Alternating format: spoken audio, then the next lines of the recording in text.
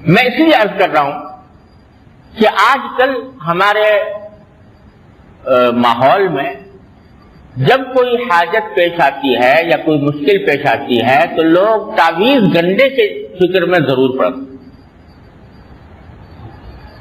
کہ کوئی تعویذ بتا دو یا دے دو اس کام کے لیے. تو وہ تعویذ کی فکر زیادہ ہوتی ہے اور اللہ تعالیٰ کی طرف رجوع کر کے نماز حاجت پڑھ کر دعا کرنے کو کچھ سمجھتے ہی. حالانکہ جو حضور اقدس صلی اللہ علیہ وسلم سے طریقہ ثابت ہے وہ یہ ہے کہ 2 رکعت پڑھو، اللہ تبارک و تعالیٰ کی بارگاہ میں دعا کرو. یہ سب سے زیادہ مؤثر طریقہ ہے. اس میں ثواب بھی ہے، اس میں اللہ تعالیٰ کی طرف رجوع کرنے کا فائدہ بھی ہے اور ساتھ ساتھ مؤثر بھی سب سے زیادہ ہے.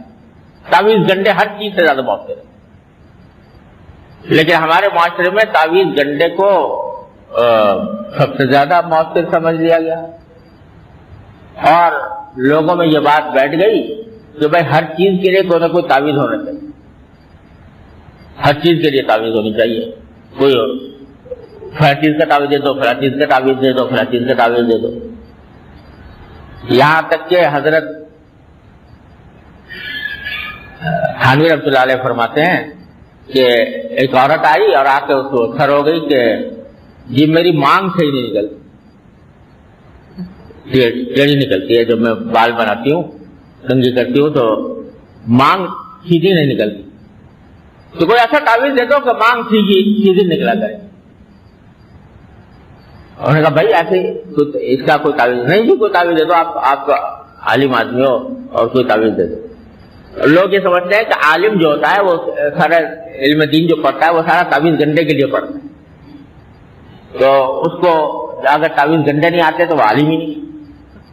تو سارے علم جو ہے وہ آج کل لوگوں کے ذہن میں منحصر ہو گیا ہے، خاص طور سے خواتین کے ذہن میں، کہ اگر یہ عالم ہے تو ضرور کوئی نہ کوئی تعویذ نکالے گا اور ایسا دے گا کہ جس سے میرا مقصد حل ہو جائے.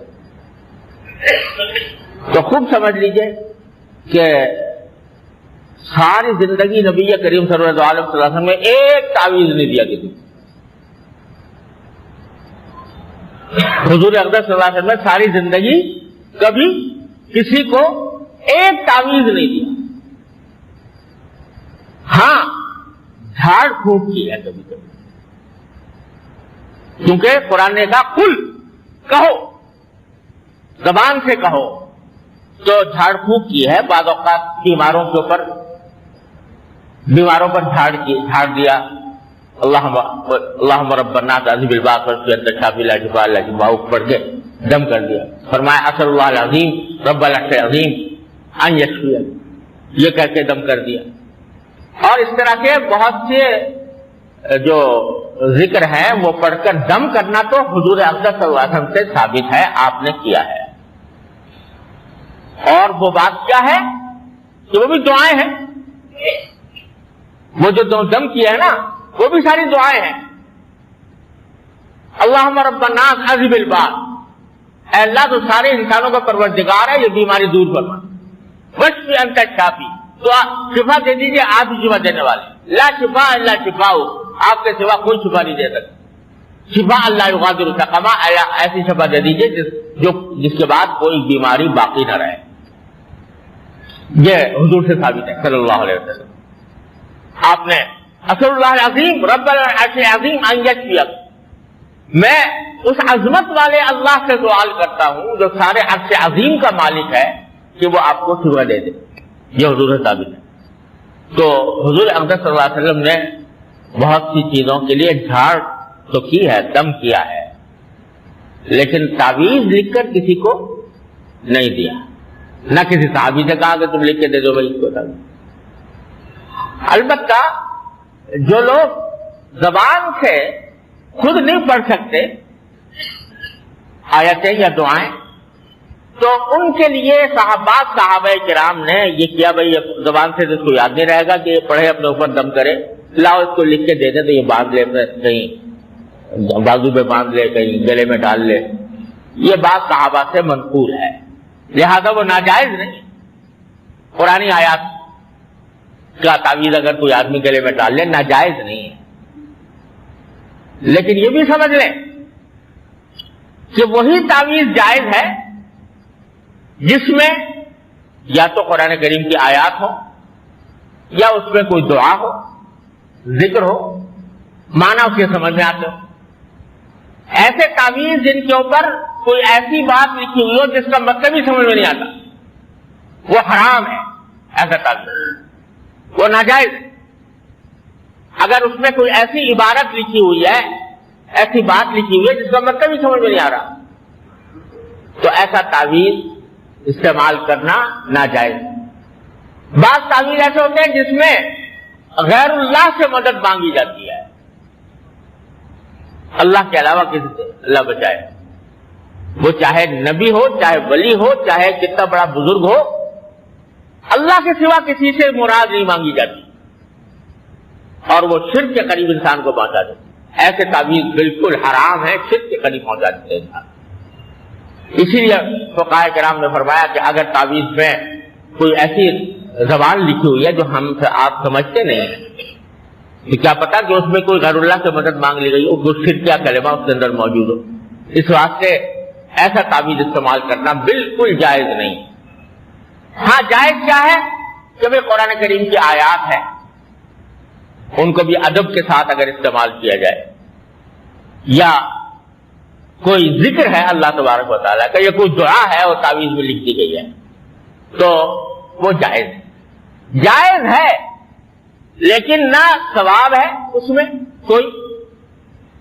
لوگ سمجھتے ہیں کہ جو لوگ یہ تعویذ گنڈے کرتے ہیں تو اس کا یہ روحانی علاج ہے, اس کا نام روحانی علاج رکھا ہوا ہے. کوئی روحانی علاج نہیں ہے. وہ ایسا علاج ہے جیسے کہ آپ حکیم کے پاس گئے, ڈاکٹر کے پاس گئے, ہومیوپیتھی کے پاس گئے, ایسے ہی کسی عامل کے پاس چلیں. روحانی علاج کو کہنا ہی غلط. وہ بھی جسمانی علاج, اور اس میں نہ کوئی فضیلت ہے, نہ کوئی ثواب ہے, نہ کوئی تقدس اس سے وابستہ ہے, بس ایک جائز کام ہے. اور یہ بھی سمجھ لیں کہ اگر کسی خاص مقصد کے لیے آدمی قرآن کی آیت اس لیے پڑھتا ہے کہ یہ پڑھ کے میری بیماری دور ہو جائے, میرا قرضہ ادا ہو جائے, مجھے روزگار مل جائے, میری اولاد ہو جائے, تو تلاوت کا ثواب اس میں نہیں ملتا. وہ ٹھیک ہے جائز ہے, لیکن تلاوت کا ثواب اس وقت ملتا ہے جب خالص اللہ کے لیے پڑھے. اللہ کے لیے پڑھے گا, تلاوت کرے گا تو ثواب ملے گا. لیکن اگر وہ اپنے کسی ذاتی مقصد کے لیے کر رہا ہے تو ثواب نہیں. ہاں جائز ہے, کوئی گناہ بھی نہیں.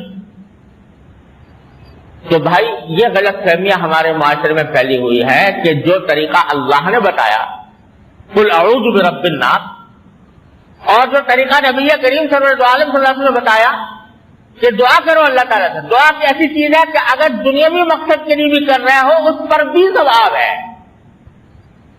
اگر کہو یا اللہ میرا قرضہ ادا کرا دیجئے, یا اللہ مجھے روزگار دلوا دیجئے, یا اللہ مجھے اولاد اچھی دے دیجئے, یا اللہ مجھے بیماری سے شفا دے دیجئے, مانگ رہے ہو اپنے لیے, لیکن ہر دعا پر اللہ تعالیٰ کے ہاں ثواب لکھا جا رہا ہے, عبادت ہے. لیکن تعویذ گنڈے میں کوئی عبادت نہیں ہے, نہ اس کے اوپر کوئی ثواب ہے. ہاں جائز ہے, جیسے اور علاج کرتے ہو یہ بھی علاج. تو اب ہو یہ رہا ہے ہمارے معاشرے میں کہ ہر چیز کا حل جو ہے وہ تعویذ گنڈے کی سے حاصل کرنے کی کوشش کی جاتی ہے. اور جو تعویذ گنڈا دے وہ بہت بڑا عالم ہے, اور وہ بہت بڑا پیر ہے, اور اگر کوئی نہ دے تو سمجھے جی اس سے تو زندگی برباد کر, کچھ پڑھا لکھا ہی نہیں. حضرت گنگوئی رحمۃ اللہ علیہ فرماتے ہیں کہ ایک شخص آیا میرے پاس, آ کے کہنے لگا جی مجھے تعویذ دے دو فلاں چیز کا. حضرت نے بھائی مجھے نہیں آتا اس کا کوئی تعویذ, میں دعا کروں گا تیرے. کہنا جی تعویذ دو. تو حضرت نے کہا بھائی کیا کروں, مجھے دعا میں کروں گا, دعا آتی ہے, تعویذ نہیں آتا مجھے. وہ پیچھے ہی پڑ گیا, دیہاتی آدمی تھا. حضرت نے سوچا کہ دیہاتی آدمی ہے تو اس کو میں رد کروں گا تو اس کا دل ٹوٹے گا. تو اللہ تعالیٰ سے دعا کی کہ اللہ اس کا تو تعویذ لکھ کے دیا, اس پہ اردو میں لکھ دیا کہ یا اللہ میں جانتا نہیں یہ مانتا نہیں, یا اللہ میں جانتا نہیں یہ مانتا نہیں, تو آپ اللہ اپنے فضل و کرم سے اس کی مراد پوری فرما دیں. یہ دعا لکھ کے دے دی, لے جا بھائی. اللہ تعالیٰ نے اسی سے فائدہ کر دیا. تو ہوا یہ ہے تعویذ جو پیدا ہوئے ہیں نا, کیسے؟ نہ قرآن میں آئے نہ حدیث میں آئے, لیکن پیدا اسی لیے ہوئے کہ کسی بزرگ نے کوئی بات لکھ کے دے دی, کوئی کلمہ, اللہ تعالیٰ نے اس میں تاثیر پیدا کر دی, فائدہ ہو گیا. تو لوگوں نے کہا بھائی یہ تعویذ فلاں چیز کا تعویذ ہو گیا, یہ بخار کا تعویذ ہے, یہ سر کے درد کا تعویذ ہے, یہ فلاں چیز کا تعویذ ہے, یہ اس طرح پیدا ہو گیا تعویذ. لیکن اصل بات یہ ہے کہ جب کبھی انسان کو کوئی حاجت, کوئی مشکل, کوئی پریشانی پیش آئے, تو جو طریقہ قرآن نے بتایا, جو نبی کریم صلی اللہ علیہ وسلم نے بتایا, اس کی طرف زیادہ توجہ دو اور اس کو زیادہ اہم سمجھو, اس کو زیادہ مؤثر سمجھو, اور دوسری چیزوں کو اس کے مقابلے میں کمتر سمجھو. اب الٹا سمجھ لینا کہ تعویذ کو دعا سے افضل سمجھ لینا, اور یہ سمجھنا ہر چیز کا ایک تعویذ ہوتا ہے, تو یہ خیال جو ہے یہ غلط خیال ہے, اور یہ قرآن و سنت کی کو صحیح مرتبہ نہ دینے کی مرادی, اس سے پرہیز کرنا چاہیے. ہاں جو بھی آئے, میں کہتا ہوں سب سے اس سے زیادہ کوئی مؤثر نہ تعویذ ہے, نہ گنڈا ہے, نہ کوئی اور جھاڑ پھونک ہے, جو نبی کریم صلی اللہ علیہ وسلم نے بتا دیا ہے, سرکار دو عالم صلی اللہ علیہ وسلم نے بتا دیا ہے, اس کو یاد کر لو نماز حاجت, اور اس کے بعد کی جو دعا ہے لا الہ الا اللہ الحلیم الکریم, لا الہ الا اللہ العلی العظیم, لا الہ الا اللہ الحلیم الکریم, یہ دعا یاد کر کے اور ہر مقصد اللہ تبارک و تعالیٰ کی بارگاہ میں پیش کرنا چاہیے. اللہ تبارک و تعالیٰ اپنے فضل و کرم سے, اپنے رحمت سے ہم سب کو اس پر عمل کرنے کی توفیق عطا